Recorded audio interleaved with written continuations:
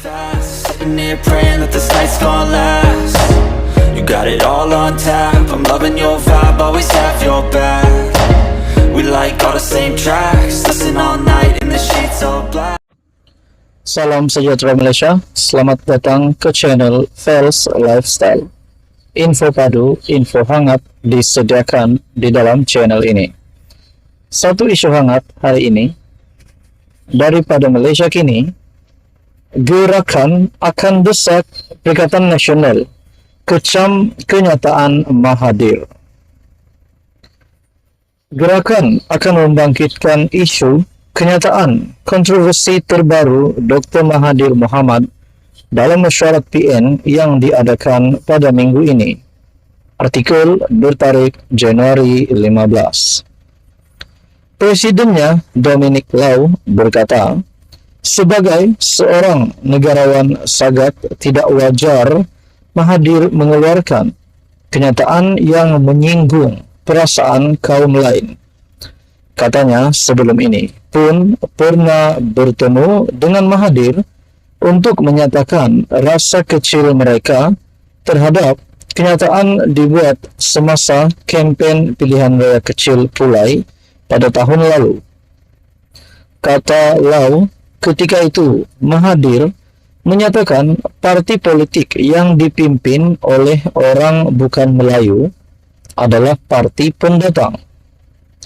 Senator terbabit juga mahu kerajaan menasihatkan bekas Perdana Menteri sebanyak 2 kali itu agar berhenti daripada terus menanam sentimen yang membeza-bezakan kaum kerana ia mungkin merosakkan semangat bangsa Malaysia yang dibina sebelum ini. Menganggap kenyataan itu sebagai sangat memalukan, Lau berkata tidak sepatutnya ia dikeluarkan oleh seorang tokoh yang pernah membawa agenda wawasan 2020. Malaysia adalah sebuah negara yang unik dengan kepelbagaian kaum, dan kepelbagaian tersebutlah menjadi tunjang keteguhan negara yang bertuah hari ini. Apa yang menyedihkan, bekas Perdana Menteri itu dalam temu bualnya berkata orang bukan Melayu telah compensated well atas sumbang mereka. Bolehkah kita memberi pampasan kepada rakyat kita sendiri, katanya dalam kenyataan. Tak guna dabik dada. Mahathir menarik perhatian ramai baru-baru ini ekoran temu bual yang dilakukannya dengan stesen TV satelit India, Tanti TV. Dia yang dilantik sebagai penasihat kepada 4 kerajaan negeri pimpinan Perikatan Nasional itu secara terbuka menganggap rakyat Malaysia yang bukan Melayu tidak mempunyai kesetiaan penuh kepada negara ini. Mahathir juga menuding jari kepada pendatang yang dianggapnya terus mengamalkan budaya serta adat masing-masing meskipun sudah menjadi warga negara Malaysia. Gerakan adalah satu daripada parti komponen PN selain PAS, Bersatu dan Parti Maju Sabah. Sementara itu, ditanya apakah gerakan akan mendesak PN untuk mengecam kenyataan Mahathir, Lau memberitahu Malaysia kini, iya, kami akan membangkitkan isu ini dalam mesyuarat PN minggu ini. Apakah yang akan berlaku selepas ini kepada Tun Dr. Mahathir selepas kecaman itu? Sekian saja, teruskan bersama di dalam channel ini. Jangan lupa bantu channel ini dengan menekan butang like. Anda dipersilakan untuk share video ini, dan sekiranya Anda mempunyai komen, Anda dipersilakan untuk komen. Dan jangan lupa tekan butang subscribe. Halo semua, apa kabar semua penonton yang menonton video ini? Tuan-tuan dan puan, selamat datang ke channel Fels Lifestyle. Terdapat satu lagi isu menarik yang saya nak kongsikan kepada Anda semua yang menonton video ini. Saudara-saudara, rupanya setelah disahkan bahawa banyak penafian berkaitan dengan langkah Dubai, langkah untuk menjatuhkan kerajaan perpaduan pimpinan Datuk Seri Anwar Ibrahim.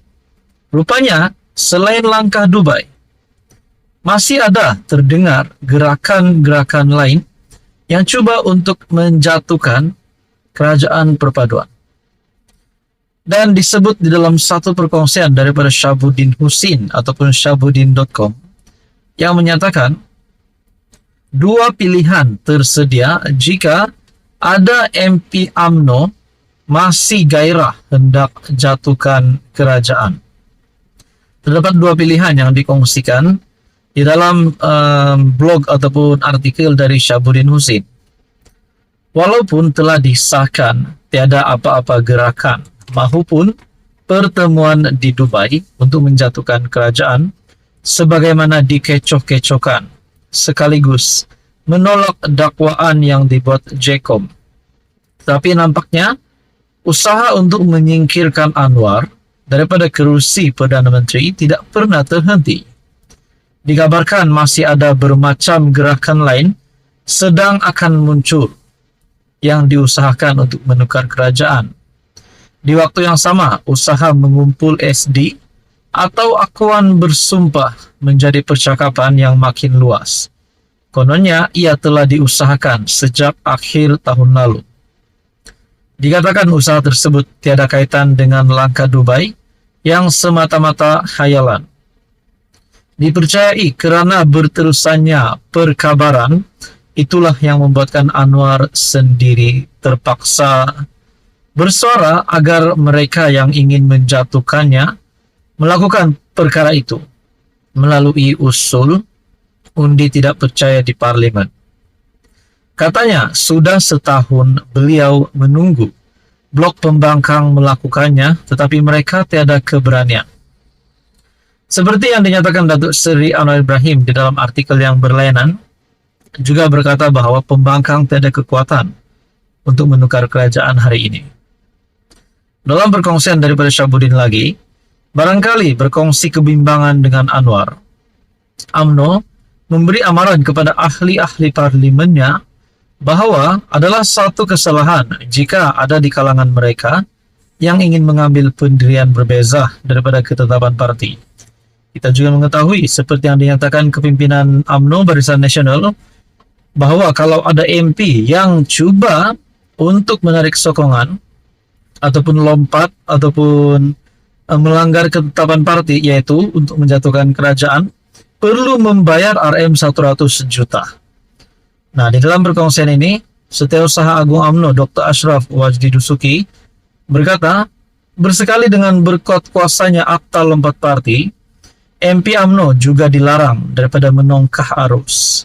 Ramai yang mungkin tidak menyedari, termasuk penganalisis politik, ahli akademik dan pembangkang, bahawa perlembagaan UMNO telah pun dipindah dalam Perhimpunan Agung khas pada 13 Januari 2023 yang menghalang ahli-ahli parlimen bertindak membelakangi apa jua keputusan parti dan menyertai sebarang pakatan politik untuk menyokong seseorang sebagai Perdana Menteri.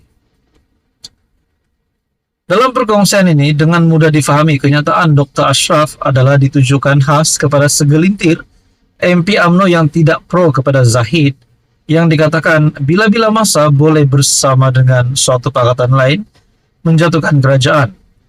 Ada yang menyebut jumlah MP UMNO yang pro kepada blok pembangkang berjumlah antara 10 hingga 12 orang.